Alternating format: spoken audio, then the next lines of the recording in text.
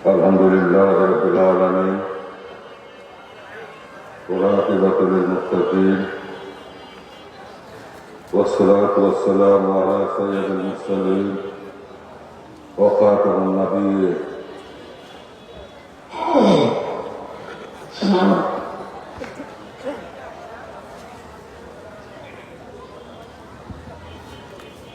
আপনারা সবাই ভালো আছেন? আলহামদুলিল্লাহ। আল্লাহ পাকের খাস রহমত আপনাদের উপর বর্ষিত হোক। তোমরা জানেন নেক নজর রাসূলুল্লাহ সাল্লাল্লাহু আলাইহি ওয়াসাল্লামের নেক হাত আল্লাহ তাআলার খাস রহমত আপনাদেরকে বেষ্টন করে রাখুন।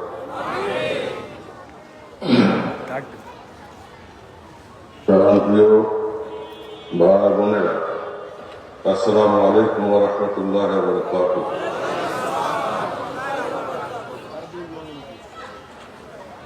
চলমান বিশ্ব পরিস্থিতি,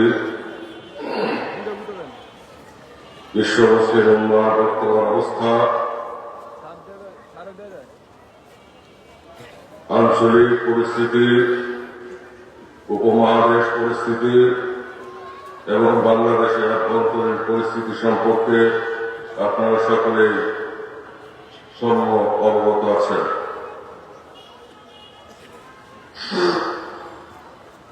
এই কথাগুলো আরো 2 বছর আগ থেকে আমি আপনাদেরকে বলে আসছি যে তামাম দুনিয়ার মুসলমানদের উপরে বিপদ, তারপরে বিশ্ব মানবতার উপরে বিপদ। এই ভয়াবহ বিশ্ব পরিস্থিতির প্রেক্ষাপটে আপনাদেরকে এখন সম্পূর্ণরূপে চোখ কান করে রাখতে হবে। ভাই বোনেরা আমার, আমি বলেছিলাম বিশ্ব পরিস্থিতি ভয়াবহ রূপ ধারণ করছে। উপমহাদেশের আকাশে দুর্যোগের ঘনঘটা, বাংলার আকাশে কঠিন দুর্যোগের ঘনঘটা আপনারা আস্থা প্রত্যক্ষ করছেন।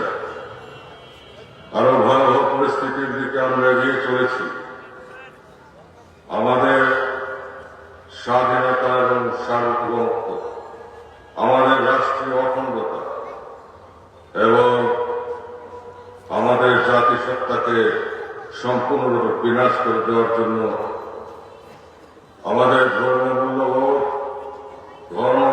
ইসলাম, মুসলমান এবং আমাদের জাতীয় অখণ্ডতাকে ছিন্ন ভিন্ন করার জন্য, ধ্বংস করার জন্য কঠিন চক্রান্ত শুরু হয়েছে। এর মতো পরিস্থিতিতে জাতীয় ঐক্যের কোন বিকল্প নাই। জাতীয় ঐক্য তারাই চায় না যারা দেশকে ভালোবাসে না, নিজেদের স্বার্থকে ভালোবাসে, দলীয় স্বার্থকে ভালোবাসে, ব্যক্তি স্বার্থকে ভালোবাসে।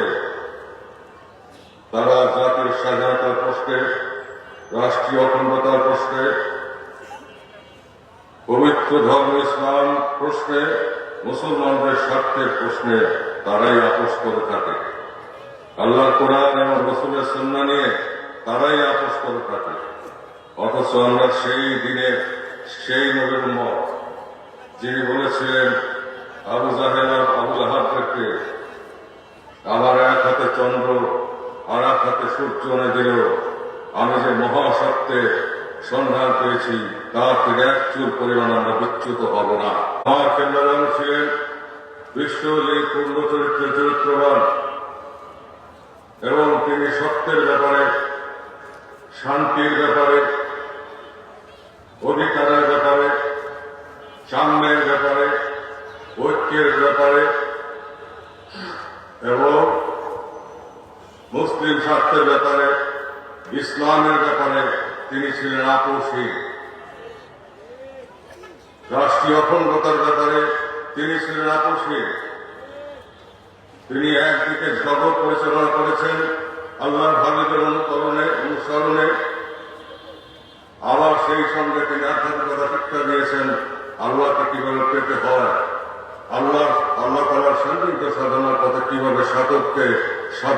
করতে হয়, কিভাবে আল্লাহর জিকির করতে হয়, কিভাবে মনোকাম মুশাহাদা করতে হয়, কিভাবে আল্লাহকে স্মরণ করতে হয় এবং ত্যাগ স্বীকার করতে হয় আল্লাহর পথে, আল্লাহর পর আল্লাহর ইশক ও মহব্বতে ফানা হতে হয়, কিভাবে আপনার মুর্শিদকে ভালোবাসতে হয়, কিভাবে রাসূল পাক সাল্লাল্লাহু আলাইহি ওয়াসাল্লামকে ভালোবাসতে হয় এবং আল্লাহ তাআলা ভালোবাসায় মহব্বতে কিভাবে ফানা হতে হয় সেই পথ তিনি শিক্ষা দিয়েছেন।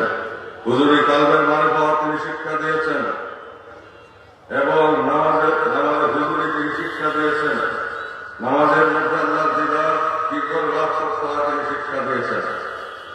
আবার একই সঙ্গে মুসলমানদের স্বার্থের ব্যাপারে ইসলামের প্রশ্নে তিনি ছিলেন আপসহীন। অন্যদিকে অন্য ধর্মাবলম্বীদের প্রতি তিনি ছিলেন দরদী, তিনি ছিলেন মানবিক, তিনি ছিলেন ভদ্র, তিনি ছিলেন অমায়িক। মানুষের অধিকার সংরক্ষণের জন্য তিনি ছিলেন আমার দয়ানবীর অনুকরণে তিনি ছিলেন আপসহীন। তিনি মানবতার ব্যাপারে, মানুষের কল্যাণের ব্যাপারে, মানুষের নিরাপত্তার ব্যাপারে যেমনি আপোষ করেন নাই, তেনার হেদায়েতের জীবনে তিনি কখনো মুসলমানদের স্বার্থের ব্যাপারে, ইসলামের স্বার্থের ব্যাপারে, মুসলিম উম্মার স্বার্থের ব্যাপারে তিনি আপোষ করেন নাই। সত্য বলতে তিনি ছিলেন অকুতোভয়। আল্লাহ সত্যকে সম্বল করে তিনি সত্য প্রচার করেছেন। তিনি ছিলেন ক্ষমতা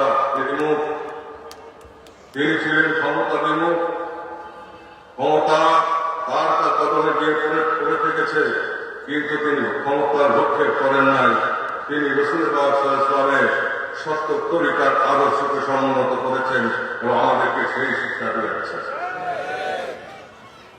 সেই মহাবান্ধব যিনি আমাদেরকে সত্য পথ দেখাইলেন, যিনি আমাদেরকে ঐক্যের পথ দেখাইলেন, যিনি আমাদের মধ্যে কোরআনের আলোকে উজ্জ্বলিত করলেন, সুন্নাহর আলো আমাদের মধ্যে ঢুকাইলেন এবং আমাদেরকে মহব্বতের বন্ধনে একত্রীভূত করলেন। সেই মহাবান্ধব এই আল্লাহর সাথে তিনি মিলিত হইলেন, আল্লাহর সান্নিধ্যে তিনি গেলেন। এই ঢাকা শহর থেকে তিনি আল্লাহ জাফরের সান্নিধ্যে গেলেন। আল্লাহ পাক তেনার পূর্বিয়াতে তেনাকে নিয়ে গেলেন। তারপর থেকে আমরা এগিয়ে চলেছি। আল্লাহ তাআলার শক্তি আমাদেরই তেনারই কার্যের হয়ে, রাসূল পাক সাল্লাল্লাহু আলাইহি ওয়াসাল্লাম কার্যের হয়ে, তেনার কার্যের হয়ে আমাদেরকে স্পর্শ করছে প্রতি মুহূর্তে। আমরা অন্ধ, আমরা সবাই সবকিছু দেখি না, কারণ মারিফতের বিদ্যা আমাদের নাই, আত্মার চোখ আমাদের খোলা নয়। তাই আমরা দুই তাদেরকে ফেরেশতাকেও দেখি না, আমরা ভবিষ্যতে বলতে পারি না, গায়েবের খবর আমরা রাখি না, অদৃশ্য কোনো কিছুই আমরা দেখি না বলেই আমাদের বিশ্বাস সমাপরে হয়ে যায়। কিন্তু আমাদেরকে মনে রাখতে হবে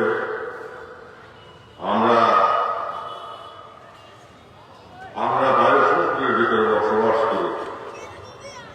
সমসৃষ্টি বাতাস আমাদেরকে ঘিরে রেখেছে। যেই বাতাস ছাড়া এক মুহূর্ত আমাদের চলে না, এই বাতাস না থাকলে আমরা মৃত্যুবরণ করব। কিন্তু সেই বাতাস আমরা দেখি না। তার থেকে সূক্ষ্ম জগতে, নূরময় জগতে, আলমে আলো এবং আলমে নূর, এই নূরময় জগতের যে খেলা, সেই খেলা আমরা দেখি না। সেখান থেকেই কিন্তু আমরা এসেছি স্থূল জগতে শিশু অবস্থা। একজন শিশুকে আল্লাহ তাআলা ও আল্লাহ রাসূল মুসলমান বলেছে। আল্লাহ হাবিব বলেন, ইরশাদ করেন, প্রতিটি শিশু মুসলমান হয়ে পৃথিবীতে আসে।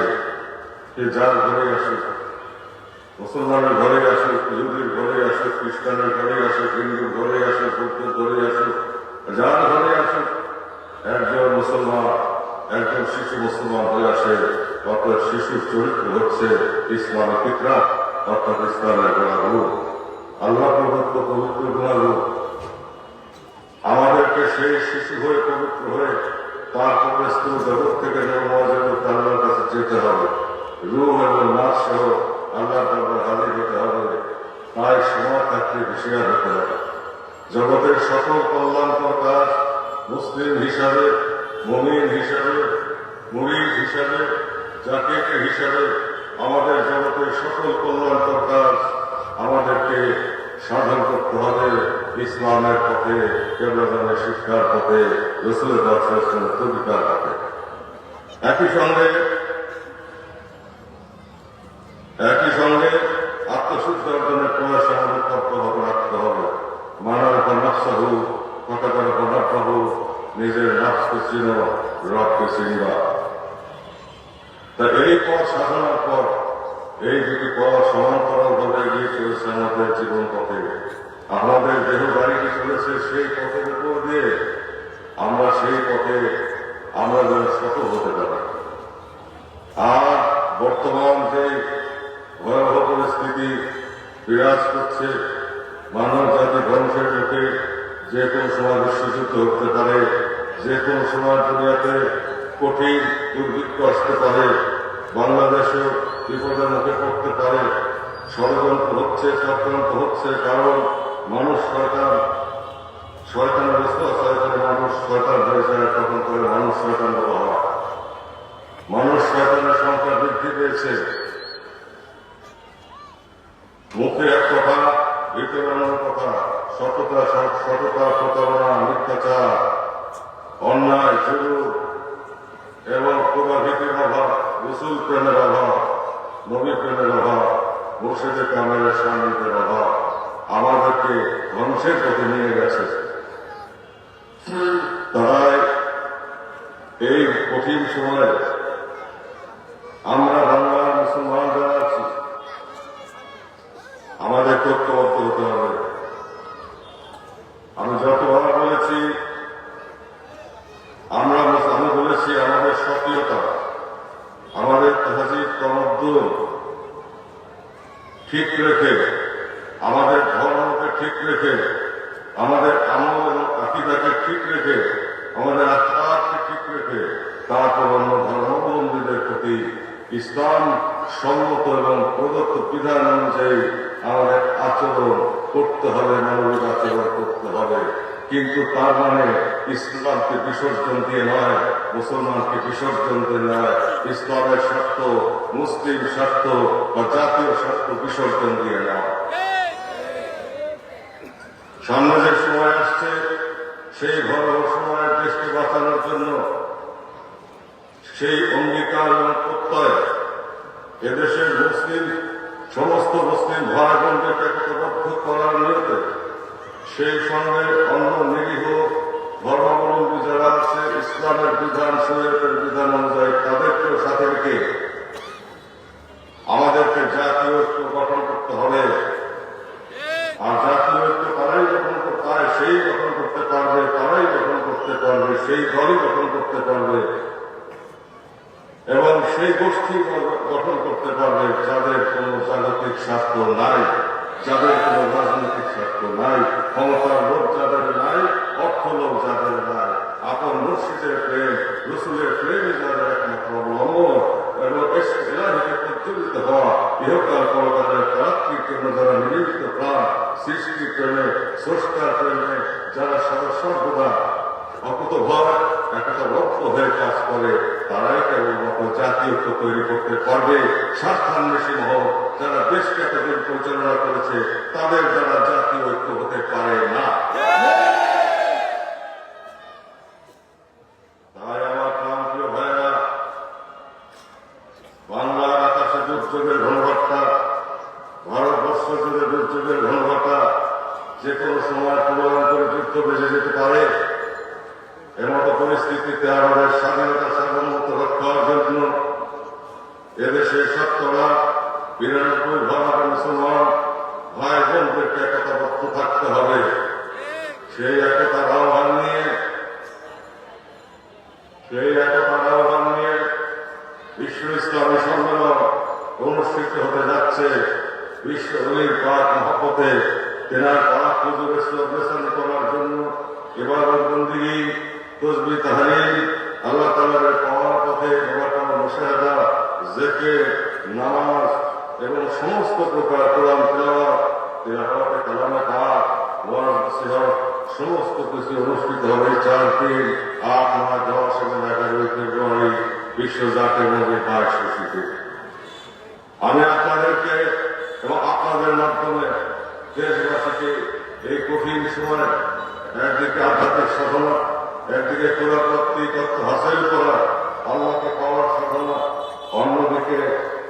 অন্যদিকে দেশ বাঁচানোর অঙ্গীকার, মুসলমানদেরকে রক্ষা করার অঙ্গীকার, এদেশের বাঙালি মুসলমানদেরকে রক্ষা করার অঙ্গীকার, সেই সঙ্গে শান্তিকামী শান্তিপ্রিয় নিরীহ অন্য ধর্মাবলম্বীদেরকে হেফাজত করার অঙ্গীকার নিয়ে জাতীয় ঐক্য গঠনের প্রত্যয়ে প্রতিজ্ঞায় নতুনভাবে প্রতিজ্ঞাবদ্ধ হয়ে নতুনভাবে ইমানি চেতনাদীপ্ত হওয়ার প্রত্যয় নিয়ে আমি সারা দেশবাসীকে বিশ্ব জাতীয় নবীর বার্ষিকীতে উপস্থিত হওয়ার জন্য আমন্ত্রণ জানাচ্ছি।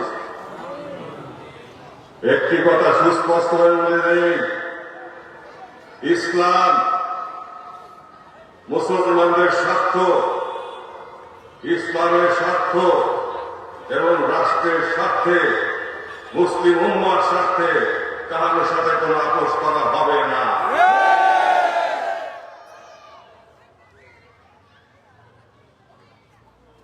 আমরা সত্যের উপরে ছিলাম, সত্যের উপরে আছি। আল্লাহ পাক চাহে তো কেবলা জানার রুহানি দুয়ার বরকতে আমরা সত্যের উপরে অকুতোভয় থাকতে চাই। আমাদের যে জনশক্তি, আমরা বহু আগে রাজনৈতিক কার্যালয় করতে পারতাম, কিন্তু এই কুখাসলত আমাদের মধ্যে আসতো, আমরা মানুষ শয়তানের রূপান্তরিত হতাম। কিন্তু আমাদেরকে সোনার মানুষ হতে হবে, আল্লাহর প্রিয় বান্দা হতে হবে, রসুলের প্রিয় উম্মত হতে হবে, আমার কেবলান হুজুরের প্রিয় মুরিদ হিসাবে আমাদেরকে কবুলিয়ত লাভ করতে হবে। সেই সঙ্গে জগতের সালতানাতের মুকুট আবার ফিরিয়ে রাখতে হবে। মুসলমানদের সালতানাতের মুকুট, ইজ্জতের মুকুট আবার ফিরিয়ে আনতে হবে। মুসলমানরা বাদশাহ জাতি, সর্বশ্রেষ্ঠ নবীর উম্মত, আল্লাহর সর্বশ্রেষ্ঠ প্রিয় বান্দা। অথচ আজকে আমরা বিজাতীয়দের অনুসরণে মুনাফিকদের অধীনে গিয়ে আমরা সর্বস্ব ধ্বংস করেছি। আল্লাহর রহমত থেকে আমরা বিচ্যুত। তবে ভয় পাওয়ার কোনো কারণ নাই। ইনশাআল্লাহ তাআলা আবার আশিক হয়ে আল্লাহর তরফ থেকে আসবে, রাসূলের ওসিলা হয়ে আমার কেবলাজনের পাক বের হয়ে আপনাদেরকে স্পর্শ করবে। সত্যের বিজয়গাথা বাংলার মাটি থেকে উদ্দিন হবে, বাংলার মাটি থেকে ইসলামের বিজয় নিশান আকাশে বাতাসে উঠবে। যে ইসলাম শান্তির ইসলাম, যে ইসলাম সাম্যের ইসলাম, একতার ইসলাম, যে ইসলাম প্রেমের ইসলাম, যে ইসলাম আত্মত্যাগের ইসলাম, যে ইসলাম ফকিরের দেশে বিশ্ব শাসনের ইসলাম, সেই ইসলাম আবার ফিরে আসবে দুনিয়াতে। তখন এমন এক অমূল্য নিয়ামত আল্লাহর তরফ থেকে আপনাদের চলে আসবে, যার কাছে পৃথিবী কিছুই নয়। তখন আপনারা সেই অমূল্য নিয়ামতের অধিকারী আপনারা হবেন এবং পৃথিবী থেকে আপনারা বেহেশতের শান্তি লাভ করবেন। তাই আমি 1 বছর আগে রেসকোর্স ময়দানে স্বরাজ্য উত্থানে আমি বলেছিলাম যে 35 বছর আমরা পদার্পণ করতে যাচ্ছি, আর 36 বছর, 2 বছরের বেশি লাগার কথা নয়, 2 বছর সময় বেশি লাগার কথা নয়। আজকে তাই যে ঘনীভূত হয়ে আসছে চতুর্দিক থেকে দেশ বাঁচানোর জন্য, জাতি স্বাধীনতা সার্বভৌমত্ব রক্ষার জন্য, ইসলামের সত্য পথ, প্রকৃত ইসলামের বিজয়গাথা রচনার অঙ্গীকারে এবং কেবলাজনের পাক মহব্বতে টানা হয়ে আসো আমরা সবাই মিলে জাতীয় ঐক্য তৈরি করি। এবং আবারও বলছি, আমাদের ইসলামী জাতীয়তা, মুসলিম জাতীয়তা আমাদের তাজিক সমর্থন এবং সংরক্ষণ করে তারপর ধর্মাবলম্বীদের প্রতি আমাদের কর্তব্য অবশ্যই আমরা পালন করবো, কারণ আমরা সীমা লঙ্ঘন করতে আমরা করবো না। আমরা সীমার মধ্য থেকে খোদা প্রদত্ত রসুল প্রদত্ত নির্দেশনার মধ্যে আমরা আমাদের হুজুরের অনুষ্ঠিত নীতির পথেই আমরা আমাদের কাজ সম্পন্ন করতে চাই। ভাই বোনেরা, আপনারা সবাই কি রাজি আছেন? সবাই রাজি আছেন? দেশের স্বার্থে, ইসলামের স্বার্থে, মুসলমানদের স্বার্থে, এদেশকে বাঁচানোর স্বার্থে, মানবতার স্বার্থে হুকুম প্রতিপালনে আপনারা কতবার থাকবেন? আপনারা পিছিয়ে যাবেন না।